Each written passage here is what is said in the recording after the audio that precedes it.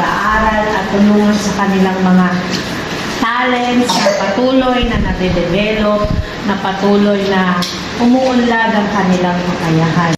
Patuloy na nag-aasikaso sa kanilang mga anak, sa mga magulang na hindi napapagod na suportahan ang aming grupo, Panginoon. Pagpalain niyo rin po ang kanilang mga magulang. Ito ang aming dalangin sa pangalan ni Jesus. Amen.